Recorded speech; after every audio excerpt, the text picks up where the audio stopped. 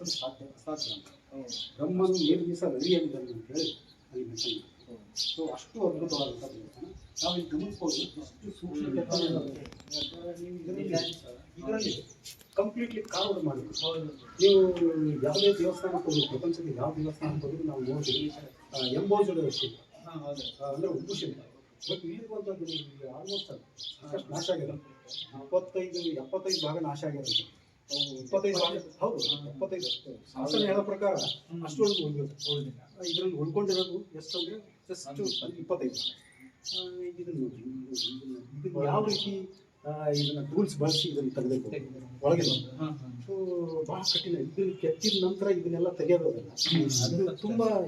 ಆಮೇಲೆ 360 degree carving ಮಾಡೋದಲ್ಲ, ಅದು ಇಂಥ ಕಠಿಣ ಶಿಲೆ. ಇದಕ್ಕೆ ಕ್ಲಿರಿಯಾಟಿಕ್ ಸಿಸ್ಟಮ್ ಕರಿತೀವಿ. ಕ್ಲಿರಿಯಾಟಿಕ್ ಸಿಸ್ಟಮ್, ಸೋಪ್ ಸ್ಟೋನ್ ಅಥವಾ ಇದನ್ನ ಬಳಪದ ಕಲ್ಲು ಅಂತ ಹೇಳ್ತೀವಿ. ಬಟ್ ಇದನ್ನ ಓರ್ನಿಂದ ತೆಗೆದಾಗ ಭಯಂಕರ ಸ್ಮೂತ್ ಇರ್ತದೆ.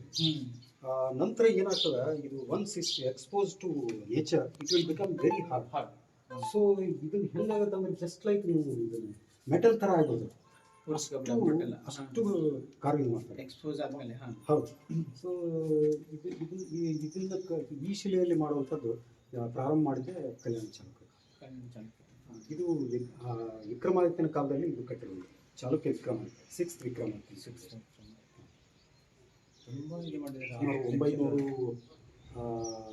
904 ವರ್ಷ ಆಯಿತು ಇದು ಸ್ಥಾಪನೆ 904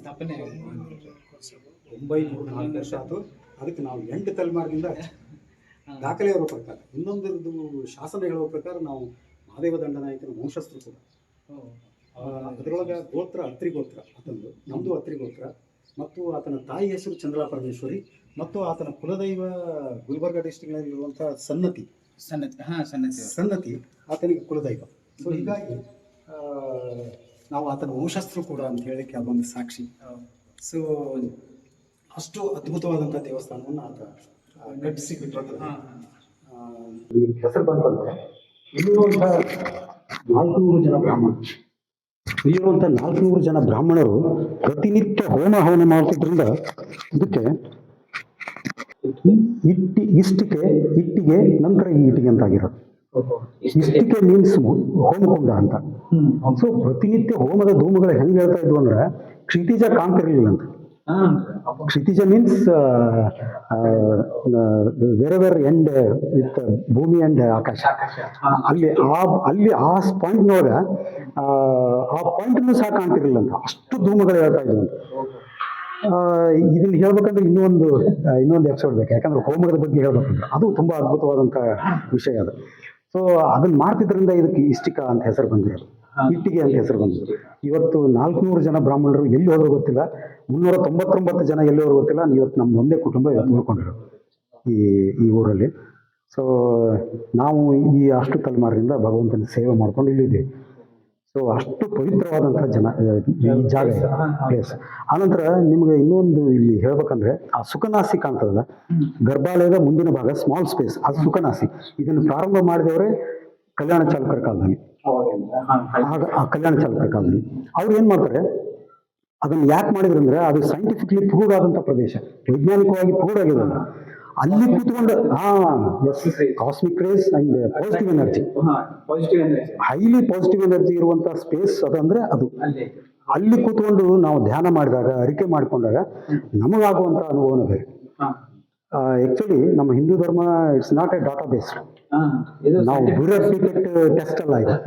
ಅದ್ರ ಬ್ಯೂರೋಟ್ನಲ್ಲಿ ಒಂದು ಸ್ವಲ್ಪ ಇದು ಹಾಕಿದ ತಕ್ಷಣ ಎಂಡ್ ಪಾಯಿಂಟ್ ಕೆಂಟು ಬಂದ್ಬಿಡ್ತೀವಿ, ಎಂಡ್ ಪಾಯಿಂಟ್ ಅಂತ ನಾವು ಆಗ ರೀಡಿಂಗ್ ಬರ್ಕೊತೀವಿ, ಅದು ಎಲ್ಲಿರ್ತದೆ ಅದು. ಸೊ ಅದೇ ಅಲ್ಲ, ನನಗಾಗುವಂಥ ಅನುಭವನೂ ಬೇರೆ, ನಿಮಗಾಗುವಂಥ ಅನುಭವ. Experience is very different to others. So ಇದೇ ಹಿಂದೂ ಧರ್ಮ. ಇದನ್ನ ಅರ್ಥಕೋಬೇಕಂದ್ರೆ ಇಲ್ಲಿ ಬಂದು ಧ್ಯಾನ ಮಾಡಬೇಕು, ಅಲ್ಲಿ ಕುತ್ಕೊಂಡು ಧ್ಯಾನ ಮಾಡಬೇಕು. ಅಥವಾ ಇಲ್ಲಿ ಏನೋ ದೇವಸ್ಥಾನಕ್ಕೆ ನೀವು ಬಂದ್ರೆ ಅಂದ್ರೆ ಅದೇನೋ ಮಾನಸಿಕವಾಗಿ ನಾವು ಚೇಂಜ್ ಆಯ್ತು, ಪಾಸಿಟಿವ್ ಎನರ್ಜಿ ಬಂದ್ಬಿಡ್ತದೆ. ಅದಕ್ಕಾಗಿ ದೇವಸ್ಥಾನದ ಸುತ್ತಮುತ್ತಲ ಯಾರು ಮನೆ ಇರಬಾರ್ದು ಅಂತ ಎಲ್ಲ ನೆಗೆಟಿವ್ ಎನರ್ಜಿ ಬಿಟ್ಟು ಹೋಗ್ತೀವಿ ನಾವು. ಅದು ಎಫೆಕ್ಟ್ ಆಗ್ತದೆ, ನೆಗೆಟಿವ್ ಎನರ್ಜಿ ಸ್ಪ್ರೆಡ್ ಆಗ್ತದೆ ಆಟೋಮೆಟಿಕ್ಲಿ. ಈಗ ನಾವು ನಮ್ಮ ಅರಿಕೆಯನ್ನು ಬಿಟ್ಟು ಹೋಗ್ತೀವಿ, ಭಗವಂತ ನನ್ನ ಎಲ್ಲ ಕಷ್ಟಗಳನ್ನು ನಾಶ ಮಾಡಿ ನನಗೆ ತೃಪ್ತಿಯಿಂದ ಹೇಳಪ್ಪ ಅಂತ. ಸೊ ಭಗವಂತ ಏನ್ ಮಾಡ್ತಾನೆ, ಅಲ್ಲಿರುವಂತ ಅಂದ್ರೆ ಭಗವಂತ ಇಟ್ ಮೀನ್ಸ್ ಪ್ರಕೃತಿ, ಆ ಪ್ರಕೃತಿ ಏನ್ ಮಾಡ್ತದೆ, ರೀಪ್ಲೇಸ್ ಮಾಡ್ತದೆ ಅದು. ಆ ನೆಗೆಟಿವ್ ಎನರ್ಜಿನ ಅಲ್ಲಿ ಬಿಟ್ಕೊಳ್ತದೆ, ಪಾಸಿಟಿವ್ ಎನರ್ಜಿನ ಇದು ಮಾಡ್ತದೆ. ಪಾಸಿಟಿವ್ ಎನರ್ಜಿನ ನಿಮ್ಮಲ್ಲಿ ತುಂಬ್ತದೆ. ನಾವು ಅವಾಗ ಏನ್ ಮಾಡ್ತೀವಿ, ನೆಗೆಟಿವ್ ಎನರ್ಜಿಗೆ ಹೋಗ್ಬೇಕು,